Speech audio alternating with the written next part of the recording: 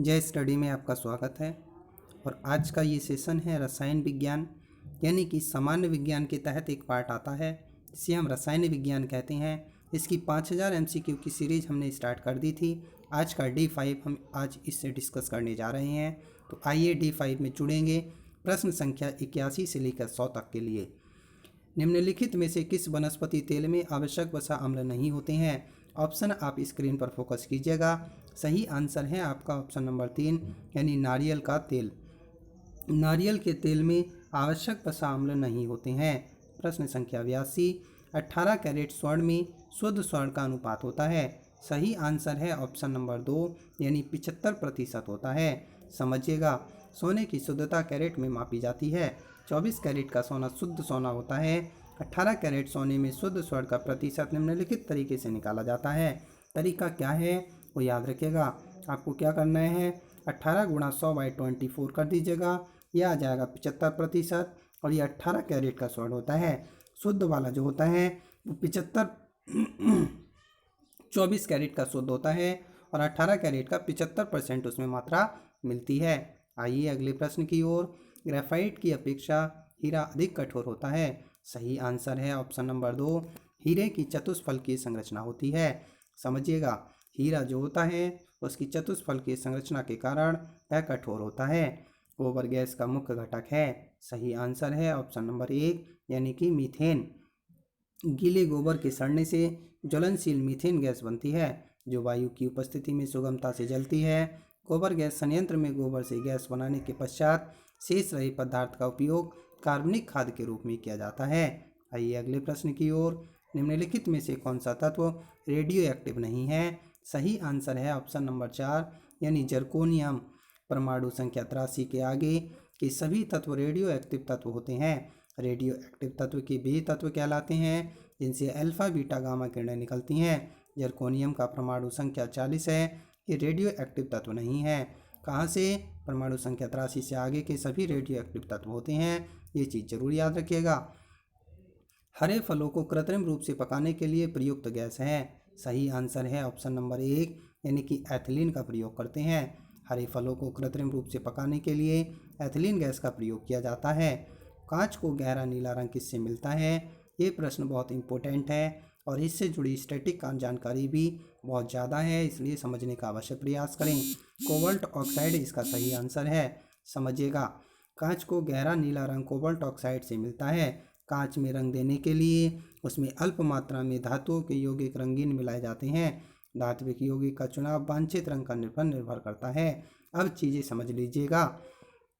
रंग देने वाले पदार्थ और दूसरे कॉलम में कांच का रंग होगा।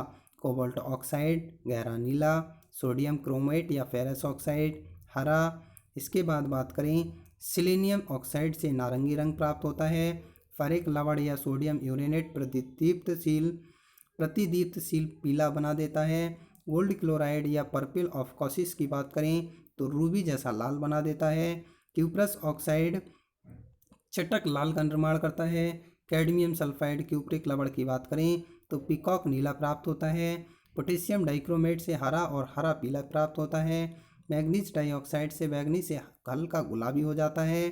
बैगनी जो होता है ना उससे हल्का गुलाबी बन जाता है। क्यूप्रस लवण से लाल और कैडमियम सल्फाइड से नींबू जैसा पीला। वहीं कार्बन से कहरुबा के नाम का बन जाता है, यानी कहरुबा जैसे रंग का बन जाता है। ये सभी के सभी रंग मैंने आपको यहाँ पे डिस्कस किए हैं। इसका स्क्रीनशॉट लेकर दिमाग में सेव कर लें, मोबाइल फ़ोन में सेव करने का प्रयास कदापि ना करें।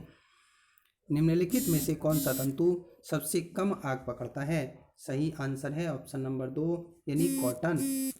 सूत जिसे हम कहते हैं वो कम आग पकड़ता है नायलॉन, रियॉन और टेरिकोट के मुताबिक। निम्नलिखित में से किसका प्रयोग रबर के टायरों के पूरक यानी फिलर के रूप में किया जाता है? सही आंसर है ऑप्शन नंबर 1, यानी कि कार्बन ब्लैक। कार्बन ब्लैक का प्रयोग रबड़ के टायरों के पूरक यानी कि फिलर के रूप में किया जाता है।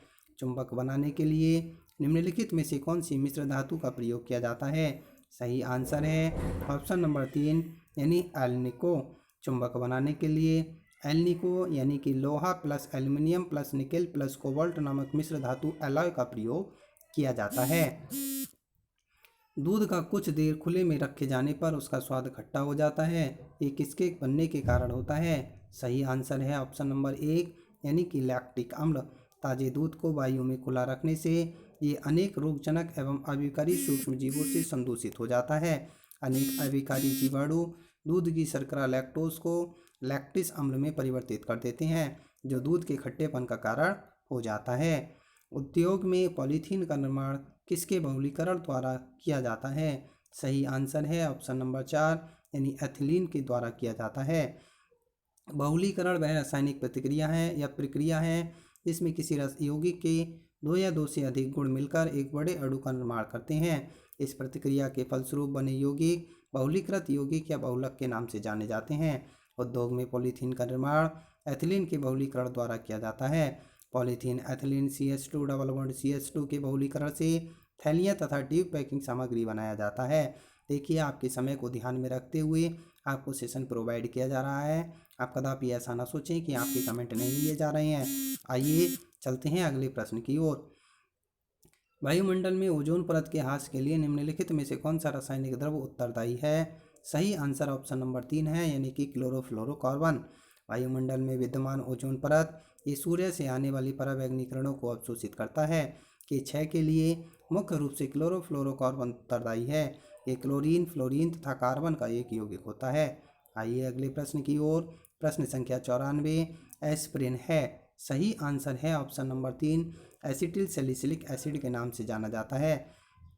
एस्पिरिन एक एसिटिल सैलिसिलिक एसिड एक ठोस श्वेत पदार्थ है जिसका उपयोग ज्वरनाशी तथा पीड़ाहारी औषधि के रूप में किया जाता है। एंटीपायरेटिक्स का प्रयोग शरीर दर्द व बुखार उतारने में किया जाता है। कुछ महत्वपूर्ण एंटीपायरेटिक औषधियाँ निम्नलिखित हैं: एस्पिरिन, क्रोसिन, फिनिसिटिन और पायरोमिडीन आदि। तो जितनी भी हमारी दवाइयाँ हैं वो सभी चीज़ें आप समझ लीजिएगा, सभी के सभी बेस्ड ऑन केमिस्ट्री हैं।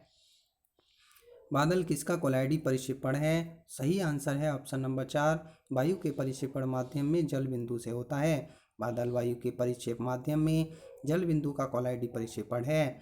जब जल की वाष्प धूल के कणों पर संघनित होती है तो प्रारंभ में बूंदें बहुत ही छोटी होती हैं। इस समय नीचे की ओर इनकी सीमांत चाल इतनी कम होती है कि ये आकाश में ही तैरती हुई प्रतीत होती हैं। ये चीज़ें आप याद रखिएगा। पुनः मैं आपसे कह रहा हूँ, इस चीज़ का गिला शिकवा ना करें कि आपके कमेंट नहीं लिए जा रहे हैं। आपके कमेंट हमें सदैव दिखाई देंगे। आप ऑफलाइन में भी कर पाएंगे, वहाँ भी दिखाई देंगे। तो इसलिए आपके समय को मद्देनज़र रखते हुए सभी की सभी चीज़ें एक प्रॉपर तरीके से दी जा रही हैं। इन्हें समझने और दोस्तों के साथ शेयर करने का प्रयास करें। प्रश्न संख्या 96 निम्नलिखित में से कौन सी पेट्रोलियम मोम है? सही आंसर है आपका ऑप्शन नंबर 3 पैराफिन मोम पेट्रोलियम मोम है। पैराफिन मोम को पेट्रोलियम मोम कहा जाता है।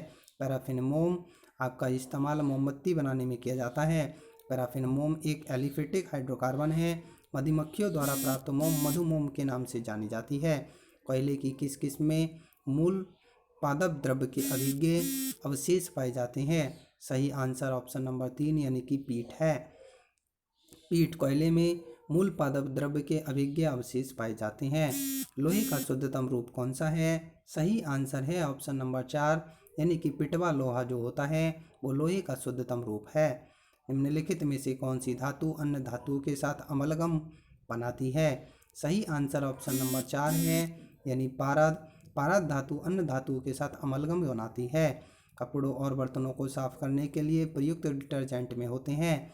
सही आंसर ऑप्शन नंबर 3 है सल्फोनेट। आप कभी एक चीज़ का जरा थोड़ा सा ध्यान देना।